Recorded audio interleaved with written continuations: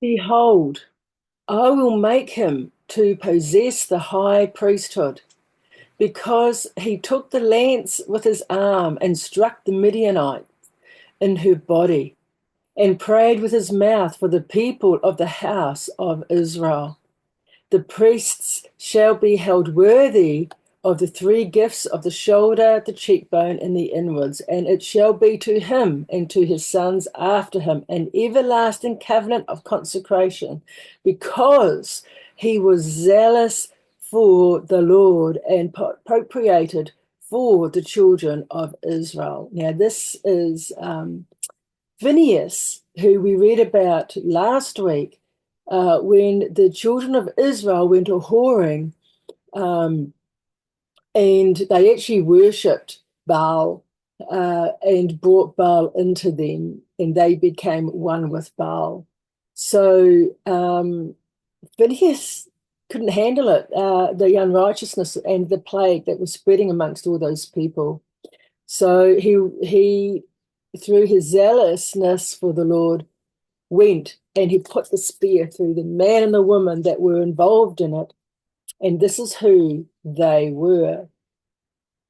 Uh, he was slain. The Midianatha was Zimri bar Zulu, the chief of the house of the fathers of the tribe of Shimeon. Okay, so he was an Israelite. And the name of the Midianite woman who was killed was Cosbi, the daughter of Zur, who was also called Shiloni, a daughter of Balak, the prince of the people of Moab, and whose dwelling was in Midian. So thank you, Father, for your scriptures. Thank you for this Torah portion, which we're going to be reading on Phinehas, and about how you made a covenant of peace, that he will live forever. And we read about how a new covenant was made. New numbers of the people were accounted for. There was another census, and today we're going to be learning again about the spring and the autumn feasts, which is Yah's calendar. So welcome to the Ancient Book Club. I'm your host, Kylie, and let's start by looking at where we are actually in his calendar now, because we are in the most amazingest time. This is our calendar where we are now, and we're in the conjunction of the new moon. And I've had it sent to me this morning that it was presented itself in America. So tonight here in New Zealand and Australia, we should see the slither of the new moon low in the western sky. It follows the sun as it sets because it's gone behind the sun over the last 2 days. We've had no moon. And now it will present itself with this new moon slither of the beginning of the month. This is the last month of this year, which is the last month of the 6,000 years. It ends 120 jubilees, which equals 6,000 years. It's very significant. And we can see Yah's fingerprint all over the skies. We have a 7-star alignment, which are the wandering stars, commonly known as planets, all presented above us in our sky. It's just amazing. And then we go on to 2 weeks from today. On the evening, we're going to have a blood moon, which is also the time of Purim, which is the story of Esther. It's very important, I think, for everybody to read in your Bibles the story of Esther, because this is what happened at that time. Okay, and last year we also had a blood moon over Purim. Haven't had it in ever since I've been studying this, which is 2010. And before, we haven't had blood moon over Purim for a very, very long time. And then we have a solar eclipse at the end of the month. So we've got the 7-star alignment, we've got the Purim blood moon, and then we've got a solar eclipse where the moon goes in front of the sun at the end of the month in the conjunction, and it blocks it out. And then we're on to the new year. So praise be his name, because he tells us ahead of time things that will be, so that we are not ignorant of the times that we live in. Okay, so now let's get on to our Torah portion reading today, which is Numbers 25 to Numbers 30. There's quite a bit in this reading, so let's get going. And the Lord said to Moses, Phinehas, the son of Eleazar, son of Aaron the priest, has turned back my wrath from the people of Israel, in that he was jealous with my jealousy among them, so that I did not consume the people of Israel in my jealousy. Therefore say, Behold, I give to him my covenant of peace, and it shall be to him and to his descendants after him the covenant of a perpetual priesthood, because he was jealous for his God and made atonement for the people of Israel.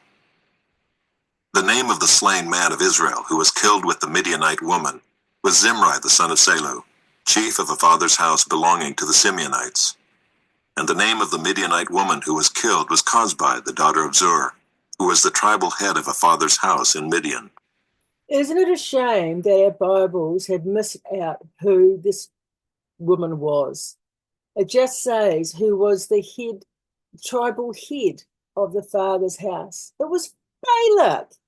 Why didn't they put Balak in there? Because it was Balak that was trying to destroy the Israelites and get them cursed, just like Esther, right? Haman, that built the gallows for the Israelites, he was hung on in Purim. That's what it's all about, where God will revenge those that seek to destroy his people when they are honoring him. When they're not honoring him, well,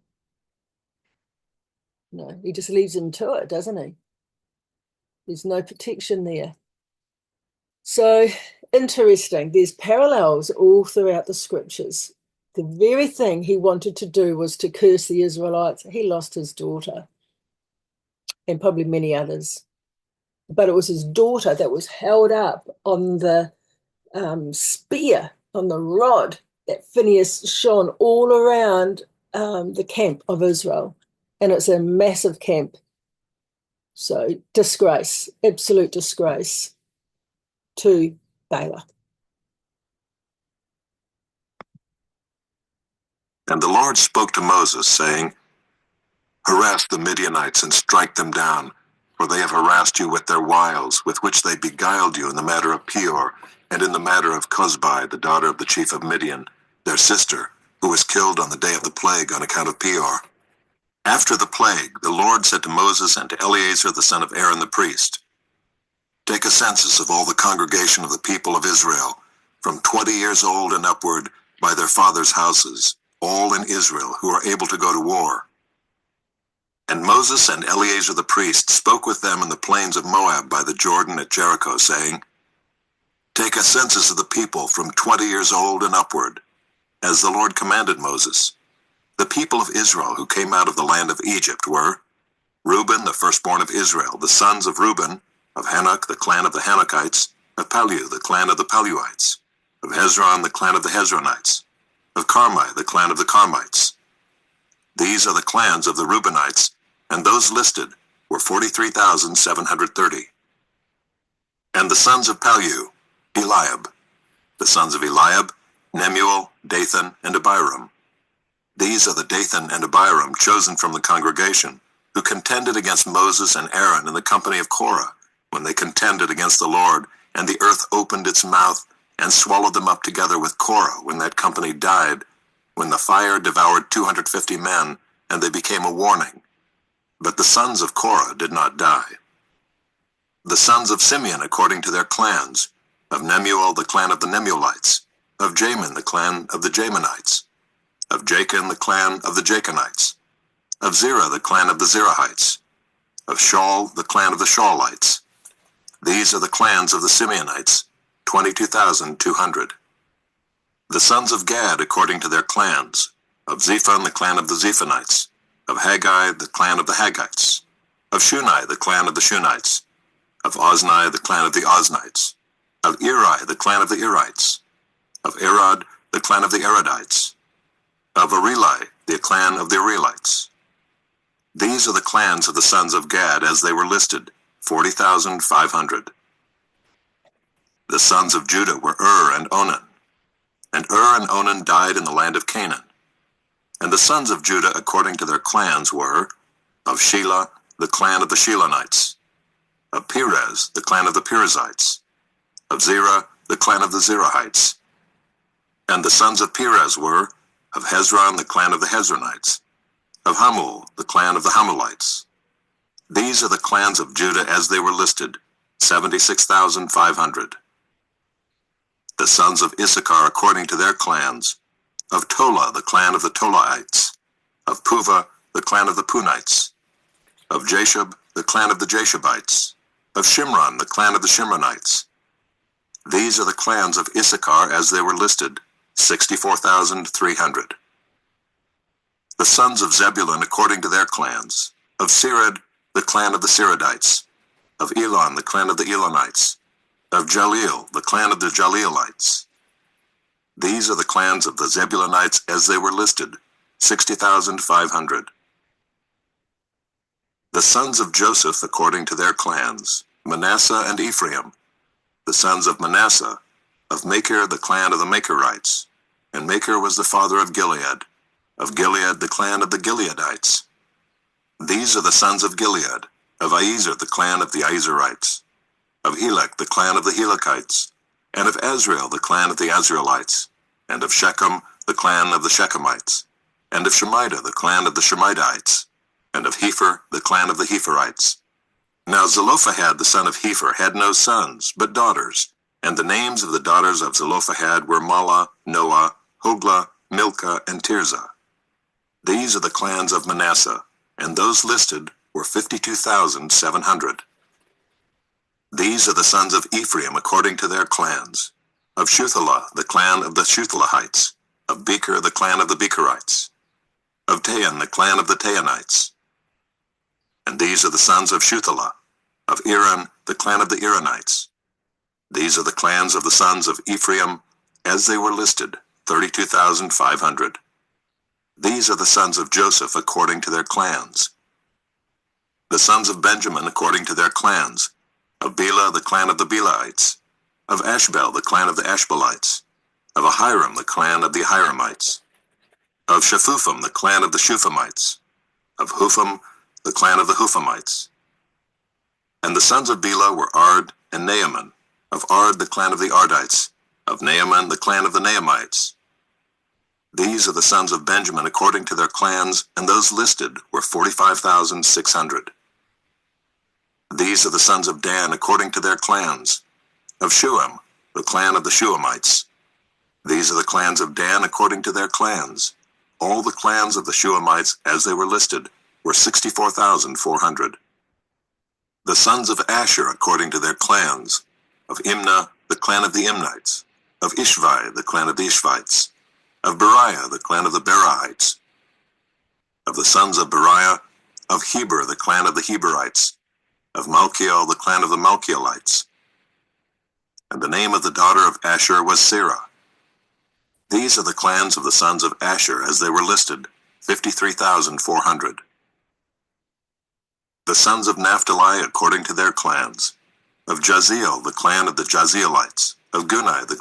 I just want to pause it there. It's really interesting. The King James Bible has taken out so much information, but when it comes to the boring parts of this sort of thing, they've elongated everything and repeated themselves. So it's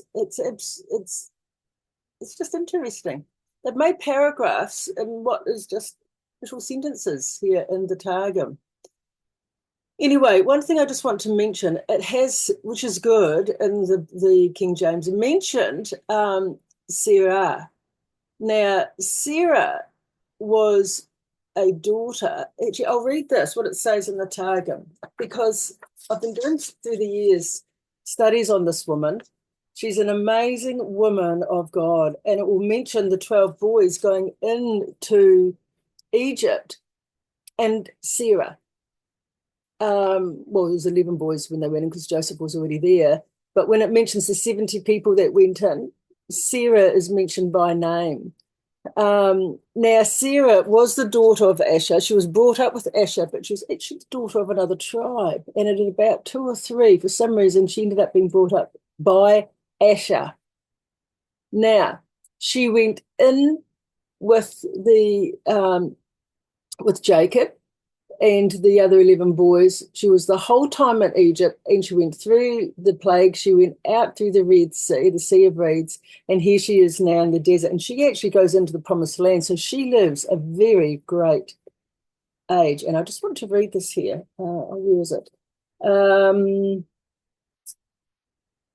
my goodness, where was it? Sarah. Oh yeah. The name of the daughter of Asher was Sarah, who was conducted by 6 myriads of angels and taken into the Garden of Eden alive, because she had made known to Jacob that Joseph was living. And that's true. She was. She actually stood up on a hill, and when she saw the cavalry from Egypt come, she ran and ran to Jacob and said, "He is alive, as I said." And she actually was the one that kept Jacob alive through all the years that Joseph was in captivity. She just knew that he was alive. She just had this faith and this knowing. And she was a worshipper. She was a very beautiful woman, and somebody I'd love to meet one day. I think that she would have helped the people believe in Moche and Moses, and really been instrumental in all of these marvelous things that has happened, because her name pops up just a little here and a little there. That she would have been a very old woman, probably of about 300 or 400 years, I'd say that she would have lived. But she lived in the presence of the Most High. Yeah, okay. The clan of the Gunites. Of Jazer, the clan of the Jezerites. Of Shillem, the clan of the Shillemites. These are the clans of Naphtali according to their clans, and those listed were 45,400. This was the list of the people of Israel, 601,730. The Lord spoke to Moses, saying, "Among these the land shall be divided for inheritance according to the number of names. To a large tribe you shall give a large inheritance, and to a small tribe you shall give a small inheritance. Every tribe shall be given its inheritance in proportion to its list. But the land shall be divided by lot. According to the names of the tribes of their fathers they shall inherit. Their inheritance shall be divided according to lot between the larger and the smaller." This was the list of the Levites according to their clans. Of Gershon, the clan of the Gershonites. Of Kohath, the clan of the Kohathites. Of Merari, the clan of the Merarites. These are the clans of Levi: the clan of the Libnites, the clan of the Hebronites, the clan of the Malites, the clan of the Mushites, the clan of the Korahites. And Kohath was the father of Amram. The name of Amram's wife was Jochebed, the daughter of Levi, who was born to Levi in Egypt. And she bore to Amram Aaron and Moses and Miriam their sister. And to Aaron were born Nadab, Abihu, Eleazar, and... Okay, so just look at that. Let's really look at this. Okay, Levi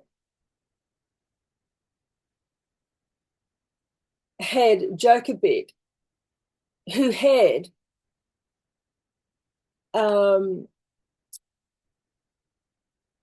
Aaron, Miriam, and Moses. So they were the grandchildren of Levi. Levi came into Egypt when, with the famine, when they all went in to Egypt. He was one of the 11, of course, and had a daughter who had these children. So they weren't in their 400 years.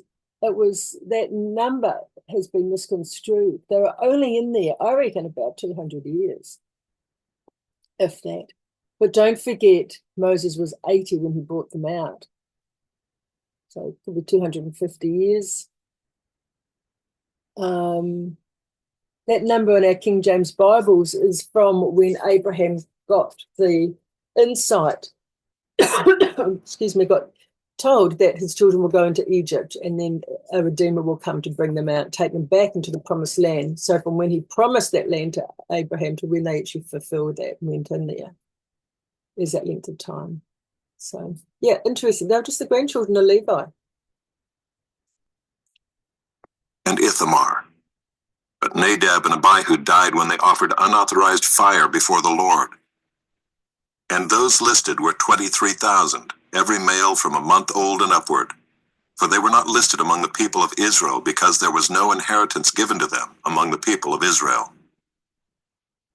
These were those listed by Moses and Eleazar the priest, who listed the people of Israel in the plains of Moab by the Jordan at Jericho. But among these there was not one of those listed by Moses and Aaron the priest, who had listed the people of Israel in the wilderness of Sinai. For the Lord had said of them, "They shall die in the wilderness."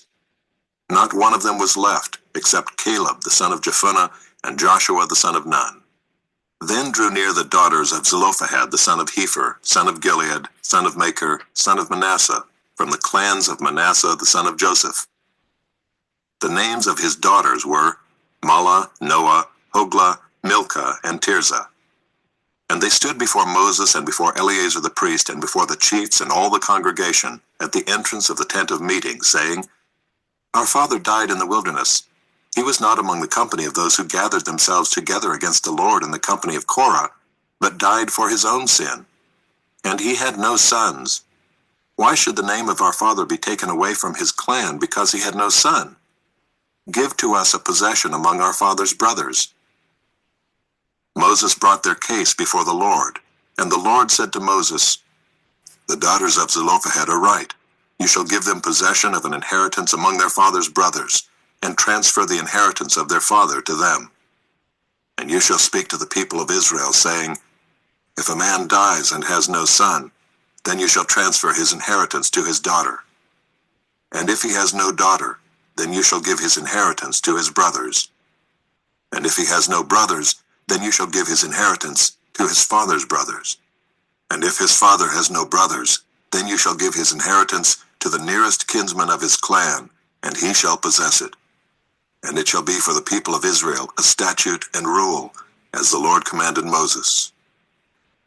The Lord said to Moses, "Go up into this mountain of Abarim and see the land that I have given to the people of Israel. When you have seen it, you also shall be gathered to your people as your brother Aaron was, because you rebelled against my word in the wilderness of Zin, when the congregation quarreled, failing to uphold me as holy at the waters before their eyes. These are the waters of Meribah, of Kadesh in the wilderness of Zin." Moses spoke to the Lord, saying, "Let the Lord, the God of the spirits of all flesh, appoint a man over the congregation, who shall go out before them and come in before them, who shall lead them out and bring them in, that the congregation of the Lord may not be as sheep that have no shepherd." So the Lord said to Moses, "Take Joshua the son of Nun, a man in whom is the Spirit, and lay your hand on him. Make him stand before Eleazar the priest and all the congregation, and you shall commission him in their sight. You shall invest him with some of your authority, that all the congregation of the people of Israel may obey. And he shall stand before Eleazar the priest, who shall inquire for him by the judgment of the Urim before the Lord. At his word they shall go out, and at his word they shall come in, both he and all the people of Israel with him, the whole congregation." And Moses did as the Lord commanded him.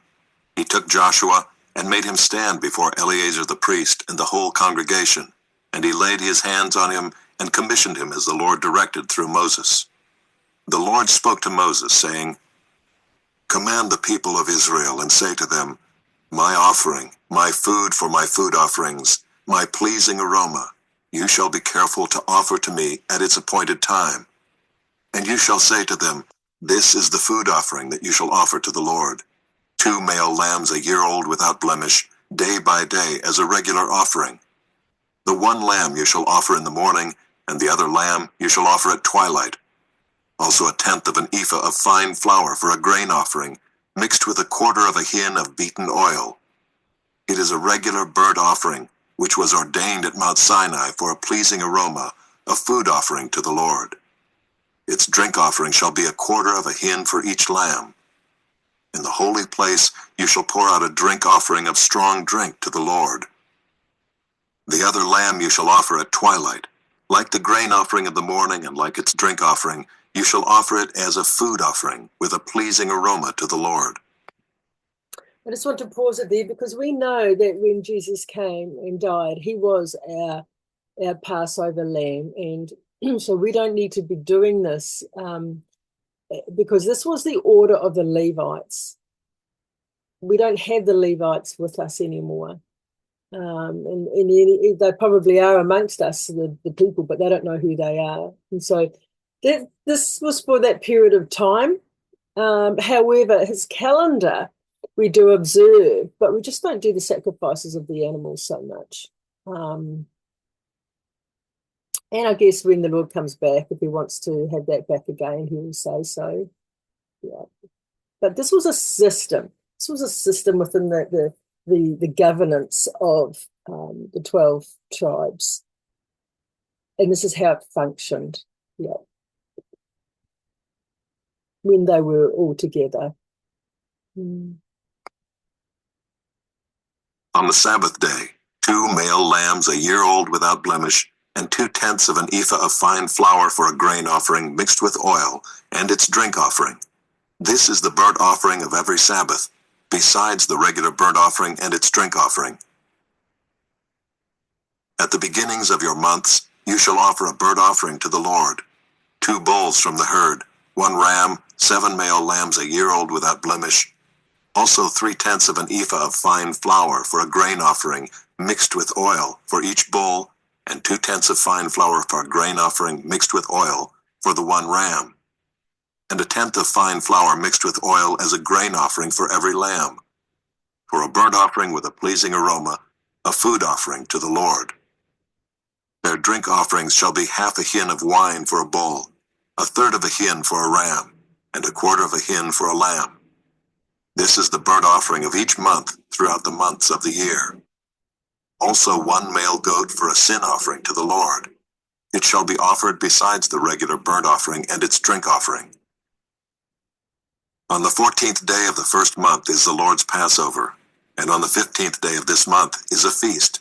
7 days shall unleavened bread be eaten. On the first day there shall be a holy convocation. You shall not do any ordinary work, but offer a food offering, a burnt offering to the Lord. 2 bulls from the herd, 1 ram, and 7 male lambs a year old. See that they are without blemish. Also their grain offering of fine flour mixed with oil. 3/10 of an ephah shall you offer for a bull, and 2/10 for a ram. 1/10 shall you offer for each of the 7 lambs. Also 1 male goat for a sin offering to make atonement for you. You shall offer these besides the burnt offering of the morning, which is for a regular burnt offering. In the same way you shall offer daily for 7 days the food of a food offering with a pleasing aroma to the Lord. It shall be offered besides the regular burnt offering and its drink offering. And on the 7th day you shall have a holy convocation. You shall not do any ordinary work. Okay, so these are what you call the spring feasts, which we are coming up to. Of course, in New Zealand and Australia, it's autumn time. But over in the Middle East, they were the spring, at the springtime, so it's known as a spring feast. As I was just reading this now, and remember the Last Supper where Jesus gave us communion, the blood, which represents his blood that is spilt for us. It also represents the lambs that were slaughtered, the blood of the bulls and the lambs, and the bread, which is his body. It's also the mincha, which is the fine flour mixed with oil, the unleavened bread. It's called a mincha. So we do this at Passover, that we remember him, or at any time that we remember him or gather together, we are to do this in remembrance of him. So, they did this every day. They would do, and at the new moon, kill these animals. But, it's done now, and he is our high priest. Praise the Lord. We don't have to be doing this anymore. But we wouldn't be able to, I guess, since we're scattered amongst all the nations now. But we are still to do the feasts and to honour them and to keep the calendar and to do no ordinary work on the day of Passover, on unleavened bread, and on the seventh day, and to honour him in what we do. Because when we know the times and the seasons, we know we are not ignorant, because everything repeats. His calendar is a circle and it repeats, and things happen in the world on these dates. And we are in tune with him when we are living in his kingdom, the way that he has structured things, which is this way. Okay. On the day of the first fruits, when you offer a grain offering of new grain to the Lord at your feast of weeks, you shall have a holy convocation. You shall not do any ordinary work, but offer a burnt offering with a pleasing aroma to the Lord. 2 bulls from the herd, 1 ram, 7 male lambs a year old. Also their grain offering of fine flour mixed with oil, 3/10 of an ephah for each bull, 2/10 for 1 ram, 1/10 for each of the 7 lambs, with 1 male goat to make atonement for you. Besides the regular burnt offering and its grain offering, you shall offer them and their drink offering. See that they are without blemish. On the first day of the 7th month, you shall have a holy convocation. Okay, so they were the spring feast that they just quickly rattled through. To know more, look at Leviticus chapter 23. It goes into these feasts there as well. It just says here, which it doesn't say there, it just summarizes it all. It says, in the month of Nisan, on the 14th day of the month, which is the first month of the year, is the sacrifice of the Pascha, which is the Passover before the Lord. On the 15th day, which is on the full moon of this month, is a festival. 7 days shall unleavened bread be eaten, which is bread without yeast, because a little bit of yeast goes through the whole loaf and affects it. And yeast is a resemblance of sin. Okay? So on the first day of the festival, a holy convocation, do no servile work, but offer a burnt offering, sacrifice before the Lord. Yeah. All right. Now we're getting on to their autumn feasts, which is in 6 months' time after Nisan. So Nisan is the new year that God made it when they came out of Egypt, and they came out of slavery. So it's been for 3,000 years. Okay. Before then, it was 6 months earlier, which is the month of Tishri, which is our 7th month. Okay. Which is September, October. That was when the world was created, and they kept that for a number of years until they came out of Egypt. When God changed it to Nisan. I believe when he returns, he's going to bring it back to the Feast of Trumpets again, is the new year, because all that's gone before us would have been done, and we're starting again. That's the way that I see it, but we'll just see. So this is the feast then that he's going to talk into, which is Trumpets, Atonement, Tabernacles, and then the Great Eighth Day, which is our September, October. You shall not do any ordinary work. It is a day for you to blow the trumpets, and you shall offer a burnt offering for a pleasing aroma to the Lord. 1 bull from the herd, 1 ram, 7 male lambs a year old without blemish. Also their grain offering of fine flour mixed with oil, 3/10 of an ephah for the bull, 2/10 for the ram, and 1/10 for each of the 7 lambs, with 1 male goat for a sin offering to make atonement for you. Besides the burnt offering of the new moon and its grain offering, and the regular burnt offering and its grain offering, and their drink offering according to the rule for them, for a pleasing aroma, a food offering to the Lord. Now, the Feast of Trumpets was the date that the Lord came the first time. I did a great study of this, an exhaustive study of this, when I wrote my book, I, Mary. So the reasons why are all in there. And but I believe he's going to return again on the Feast of Trumpets, because he repeats, nothing is new under the sun. So it's the time of the blowing of the trumpets, because it was the new year. it's going to be the new year again, and it's the time that the Messiah returns. So then we're going into Atonement, which is on the 10th day, where the priest goes into the Holy of Holies, where our high priest Jesus, Yahusha, goes into the Holy Holies in heaven to make atonement for us. And it's the time that God, Yahweh, actually opens up the books of life and decides whose names are going to be in it and whose aren't. It's a very sobering time. And then we've got Tabernacles, the Feast of Tabernacles. So when Jesus was here, a woman is unclean for 14 days, and then she can tabernacle. And so she would have brought Jesus out and tabernacled amongst the people on the Feast of Tabernacles. And that's when she went into the temple and he got blessed. So let's just keep marching through these things. On the 10th day of the 7th month, you shall have a holy convocation and afflict yourselves. You shall do no work, but you shall offer a burnt offering to the Lord, a pleasing aroma, 1 bull from the herd, 1 ram, 7 male lambs a year old. See that they are without blemish. And their grain offering shall be of fine flour mixed with oil, 3/10 of an ephah for the bull, 2/10 for the 1 ram, 1/10 for each of the 7 lambs. Also 1 male goat for a sin offering, besides the sin offering of atonement, and the regular burnt offering and its grain offering, and their drink offerings. On the 15th day of the 7th month, you shall have a holy convocation. You shall not do any ordinary work, and you shall keep a feast to the Lord 7 days.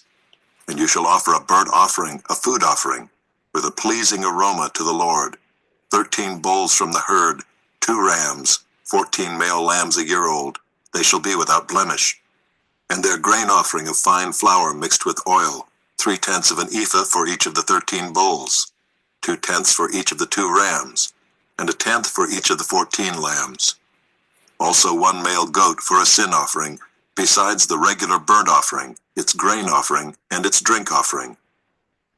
On the 2nd day 12 bulls from the herd, 2 rams, 14 male lambs a year old without blemish, with the grain offering and the drink offerings for the bulls, for the rams, and for the lambs, in the prescribed quantities. Also 1 male goat for a sin offering, besides the regular burnt offering and its grain offering, and their drink offerings. On the 3rd day 11 bulls, 2 rams, 14 male lambs a year old without blemish, with the grain offering and the drink offerings for the bulls, for the rams, and for the lambs in the prescribed quantities. Also 1 male goat for a sin offering, besides the regular burnt offering and its grain offering, and its drink offering. On the 4th day 10 bulls, 2 rams, 14 male lambs a year old without blemish, with the grain offering and the drink offerings for the bulls, for the rams, and for the lambs, in the prescribed quantities. Also 1 male goat for a sin offering, besides the regular burnt offering, its grain offering, and its drink offering. On the 5th day 9 bulls, 2 rams, 14 male lambs a year old without blemish, with the grain offering and the drink offerings for the bulls, for the rams, and for the lambs, in the prescribed quantities. Also 1 male goat for a sin offering, besides the regular burnt offering and its grain offering, and its drink offering. On the 6th day 8 bulls, 2 rams, 14 male lambs a year old without blemish, with the grain offering and the drink offerings for the bulls, for the rams, and for the lambs, in the prescribed quantities. Also 1 male goat for a sin offering, besides the regular burnt offering, its grain offering, and its drink offerings. On the 7th day 7 bulls, 2 rams, 14 male lambs a year old without blemish, with the grain offering and the drink offerings for the bulls, for the rams, and for the lambs, in the prescribed quantities. Also 1 male goat for a sin offering, besides the regular burnt offering, its grain offering, and its drink offering. On the 8th day you shall have a solemn assembly. You shall not do any ordinary work, but you shall offer a burnt offering, a food offering, with a pleasing aroma to the Lord. 1 bull, 1 ram, 7 male lambs a year old without blemish, and the grain offering and the drink offerings for the bull, for the ram, and for the lambs, in the prescribed quantities. Also 1 male goat for a sin offering, besides the regular burnt offering and its grain offering, and its drink offering. These you shall offer to the Lord at your appointed feasts, in addition to your vow offerings and your free will offerings, for your burnt offerings, and for your grain offerings, and for your drink offerings, and for your peace offerings." So Moses told the people of Israel everything just as the Lord had commanded Moses. It's interesting because it says here in the Targum, the original translation, "On the 8th day you shall gather together joyfully from your tabernacles in your houses, a gladsome company, a festival day. A holy convocation shall you have, no servile work shall you do, but offer a sacrifice and oblation to receive with favor before the Lord. Light oblations, one bullock for the Lord your God, one ram for one people. One bullock before the one God, one ram for the one people. Lambs of the year unblemished, 7 for the joy of the 7 days. The mincha of wheat flour and the liberations of wine, which you shall offer with the bullocks, the rams, and the lambs by their number after the order of their appointment." You know, it says they shall offer before the Lord in the time of your festivals, besides your vows. You know, it's a festival. It's a fun time. It's a party. It's not solemn. I just wonder whether that word is wrong because it's a set apart holy day. But this time of tabernacling, it's where you build a hut and you oh no, sorry, that's another one we build a hut. But tabernacles, it's where you all get together. It's a great time. It's Lord's feasts aren't boring or solemn like sad, or there's only one that is, and that is the atonement, because that's serious. That's where he atones for us, but where they in heaven they basically see who is written in the book of life or who isn't. And if we're not obeying and living our life accordingly, it could have repercussions. So, but yeah, this is a party. So, and all that meat going around and animals, and I mean, it has to be eaten. It's not wasteful. So it's and there's wine, strong wine. Yeah, and the great 8th day is the end of the 7 days, which is the 7,000 years of reign here on earth. So it's like representing eternity. It's a very big party. It's the highlight of the year. Okay, Jeremiah 1. The words of Jeremiah, the son of Hilkiah, one of the priests who were in Anathoth in the land of Benjamin, to whom the word of the Lord came in the days of Josiah, the son of Ammon, king of Judah, in the 13th year of his reign. It came also in the days of Jehoiakim, the son of Josiah, king of Judah, and until the end of the 11th year of Zedekiah, the son of Josiah, king of Judah, until the captivity of Jerusalem in the 5th month. Now the word of the Lord came to me, saying, "Before I formed you in the womb, I knew you, and before you were born, I consecrated you. I appointed you a prophet to the nations." Then I said, "Ah, Lord God, behold, I do not know how to speak, for I am only a youth." But the Lord said to me, "Do not say, I am only a youth, for to all to whom I send you, you shall go, and whatever I command you, you shall speak. Do not be afraid of them, for I am with you to deliver you, declares the Lord." Then the Lord put out his hand and touched my mouth. And the Lord said to me, "Behold, I have put my words in your mouth. See, I have set you this day over nations and over kingdoms, to pluck up and to break down, to destroy and to overthrow, to build and to plant." And the word of the Lord came to me, saying, "Jeremiah, what do you see?" And I said, "I see an almond branch." Then the Lord said to me, "You have seen well, for I am watching over my word to perform it." The word of the Lord came to me a second time, saying, "What do you see?" And I said, "I see a boiling pot facing away from the north." Then the Lord said to me, "Out of the north disaster shall be let loose upon all the inhabitants of the land. For behold, I am calling all the tribes of the kingdoms of the north, declares the Lord, and they shall come, and everyone shall set his throne at the entrance of the gates of Jerusalem, against all its walls all around, and against all the cities of Judah. And I will declare my judgments against them for all their evil in forsaking me. They have made offerings to other gods, and worship the works of their own hands. But you, dress yourself for work. Arise, and say to them everything that I command you. Do not be dismayed by them, lest I dismay you before them. And I, behold, I make you this day a fortified city, an iron pillar, and bronze walls, against the whole land, against the kings of Judah, its officials, its priests, and the people of the land. They will fight against you, but they shall not prevail against you. For I am with you, declares the Lord, to deliver you. The word of the Lord came to me, saying, Go and proclaim in the hearing of Jerusalem.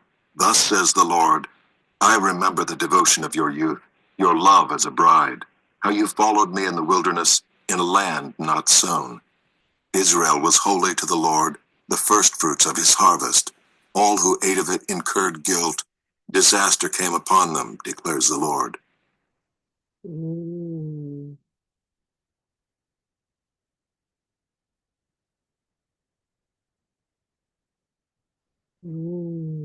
Strong. Before I formed you in the womb, I knew you. And before you were born, I consecrated you. I appointed you a prophet to the nations. This is Jeremiah. Do not say, I am only a youth, or for to all to whom I send you, you shall go. And whatever I command you, you shall speak. Do not be afraid of them, for I am with you to deliver you. To pluck up, to break down, to destroy, to overthrow, to build, and to plant.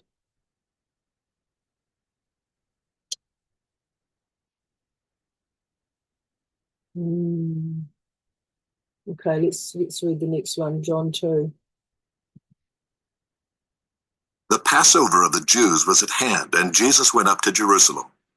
In the temple he found those who were selling oxen and sheep and pigeons, and the money changers sitting there. And making a whip of cords, he drove them all out of the temple with the sheep and oxen. And he poured out the coins of the money changers and overturned their tables.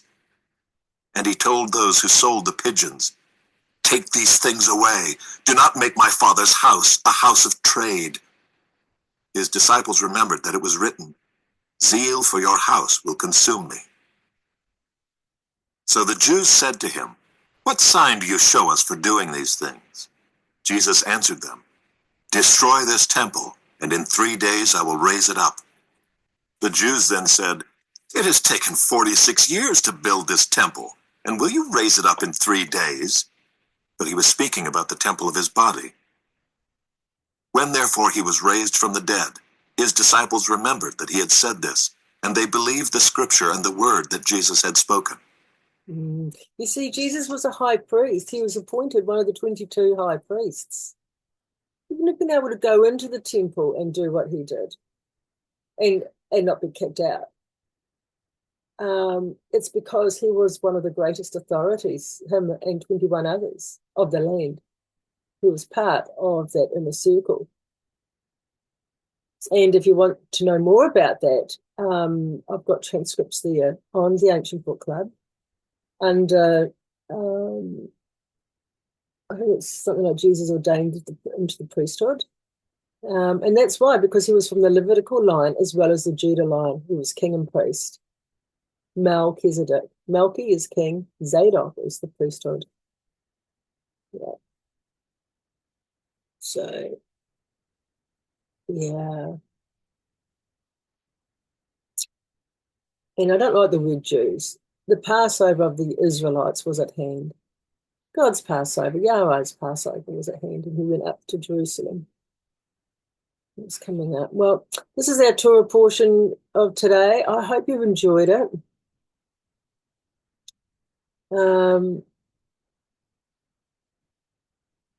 See, Jesus obeyed. Even though he was Passover lamb, he still did these feasts. So he lived his life as an example to us. He did the Sabbath, he did the feasts.